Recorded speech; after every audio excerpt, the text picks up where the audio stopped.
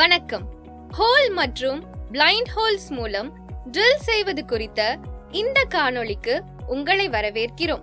இந்த பாடப்பகுதியின் நோக்கங்களை பார்க்கலாம்.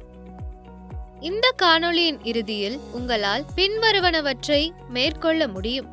வெர்னியர் ஹைட் கேஜை பயன்படுத்தி ட்ரில் ஹோல் சென்டர்ஸை மார்க் செய்தல், ட்ரில்லிங் மெஷினில் சரியான ஸ்பிண்டில் ஸ்பீடை செட் செய்தல், வரைபடத்தில் உள்ளது போல ஹோல் வழியாக ட்ரில் செய்தல், பிளைண்ட் ஹோலை ட்ரில் செய்ய டெப்த் பாரை செட் செய்தல், தேவையான டெப்த் சைஸுக்கு பிளைண்ட் ஹோலை ட்ரில் செய்தல். இந்த செயல்பாட்டிற்கு தேவையான மெட்டீரியல்கள் மற்றும் டூல்கள் ஆவன: drilling machine, drill bits,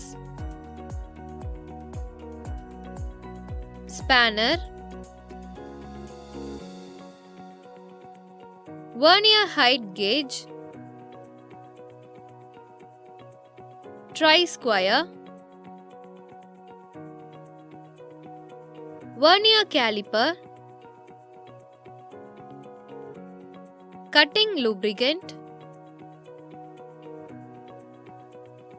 mild steel plate, cutting fluid applicator அல்லது ஸ்ப்ரேயர், கட்டிங் ஃப்ளூயிடை அப்ளை செய்ய, rough file, smooth file, steel rule, marking chalk, metal brush, drill chuck key. இப்போது ஹோல் மற்றும் பிளைண்ட் ஹோல் ட்ரில் செயல்பாட்டிற்கான வரிசையை காண்போம். பிளைண்ட் ஹோல்களை ட்ரில்லிங் செய்யும்போது முறையான பாதுகாப்பு உபகரணங்களை அணிந்து பாதுகாப்பான பணிச்சூழலை உறுதிப்படுத்திக் கொள்ள வேண்டும். முதலில் மூலப்பொருளின் அளவினை செக் செய்ய வேண்டும். செயல்முறையை தொடங்குவதற்கு முன் மூலப்பொருட்கள் தேவையான ஸ்பெசிபிகேஷன்களை பூர்த்தி செய்கிறதா என்பதை உறுதி செய்ய தற்போது உள்ள டைமென்ஷன்களை செக் செய்ய வேண்டும். parallelism மற்றும் பெர்பெண்டிகுலாரிட்டியை மெயின்டைன் செய்ய மெட்டலை 60-60-19 மில்லிமீட்டர் என்ற அளவில் ஃபைல் மற்றும் ஃபினிஷ் செய்ய வேண்டும். ஃப்ளாட்னஸ் மற்றும் ஸ்கொயர்னஸை செக் செய்ய வேண்டும். மெட்டலை தேவையான அளவுக்கு ஷேப் செய்த பின்னர் மேற்பரப்புகளின் ஃப்ளாட்னஸ் மற்றும் ஸ்கொயர்னஸ்களை ட்ரை ஸ்கொயர் பயன்படுத்தி அவை அக்செப்டபிள் டாலரன்ஸ் லிமிட்களுக்குள் உள்ளதா என்பதை செக் செய்து மார்க்கிங் மீடியாவை அப்ளை செய்ய வேண்டும். சாக்கை கொண்டு மூலப்பொருட்களின் மீது சமமாக மார்க் செய்ய வேண்டும்.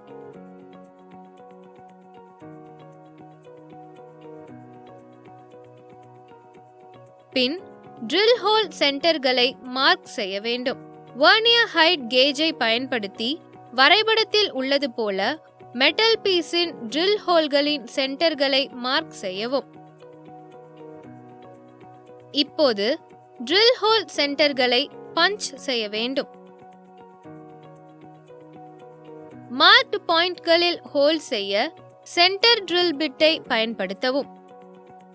இந்த ட்ரில் ஹோல்கள் ஃபைனல் ஹோல்களை துல்லியமாக ட்ரில் செய்ய உதவுகிறது.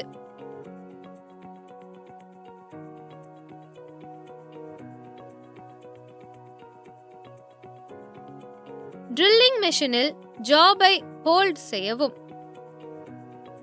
பைலட் ஹோல்களை ட்ரில் செய்யவும்.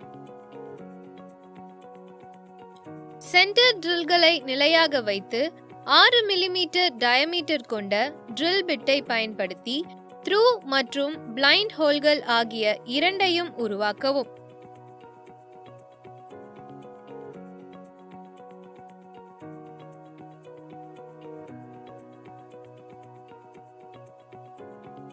பைலட் ஹோல்களானது மெட்டல் பீஸுக்கு எந்த பாதிப்பும் இல்லாமல் லார்ஜர் ட்ரில் பிட்கள் சரியான பாதையை பின்தொடர்கிறதா என்பதை உறுதி செய்கிறது.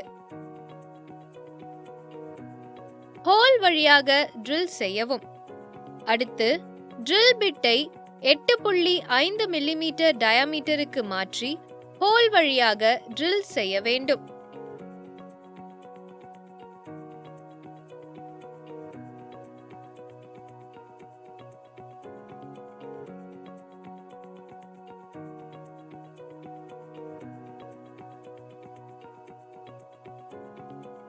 பிளைண்ட் ஹோலை ட்ரில் செய்யவும். பிளைண்ட் ஹோல்களை ட்ரில் செய்வதற்கான அமைப்பு.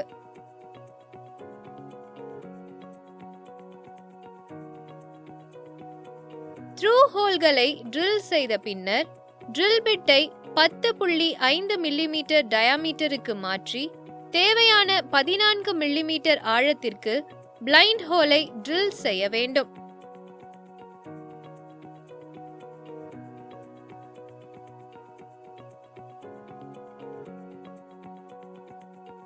இப்போது பிளைண்ட் ஹோலின் டெப்த்தை கட்டுப்படுத்துவது என்பதை குறித்து பார்க்கலாம்.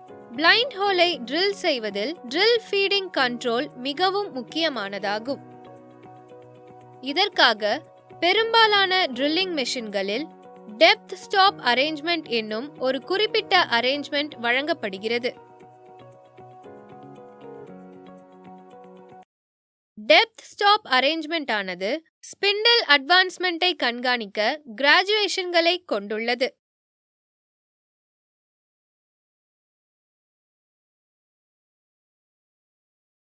பொதுவாக பிளைண்ட் ஹோல்களின் டெப்த் டாலரன்ஸ்களானது துல்லியமாக 0.5 மில்லிமீட்டராக இருக்கும்.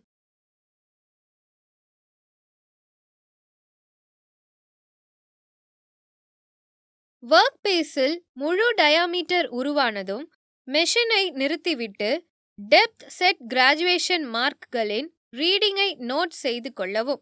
இதை இனிஷியல் ரீடிங் எனலாம். இப்போது லாக் நட் செட்டிங் ஆனது இனிஷியல் ரீடிங் மற்றும் டெப்த் ஹோலுக்கு சமமாக இருக்கும். லாக் நட் செட்டிங் ரீடிங்கிற்கு அருகில் நிற்குமாறு ஸ்டாப்பை அட்ஜஸ்ட் செய்து இந்த பொசிஷனில் லாக் நட்டை டைட் செய்ய வேண்டும். இந்த செட்டப்பை டிஸ்டர்ப் செய்யாமல் ஹோலை ட்ரில் செய்து ட்ரில்லை ஃபீட் செய்ய ட்ரில்லிங் மிஷினை ஸ்டார்ட் செய்ய வேண்டும். லாக் நட் ஆனது ஆர்மை அடையும் வரை ட்ரில் செய்வதை தொடரவும். இதனால் தேவையான டெப்த் ஆனது ட்ரில் செய்யப்படுகிறது. அனைத்து ட்ரில்லிங் வேலைகளும் முடிந்ததும் ஒரு ஃபைலை பயன்படுத்தி ரஃப் எட்ஜஸை ஸ்மூத் செய்து ட்ரில்ட் ஹோல்ஸ் மற்றும் மெட்டல் சர்ஃபேஸ்களில் உள்ள பர்ஸை நீக்க வேண்டும்.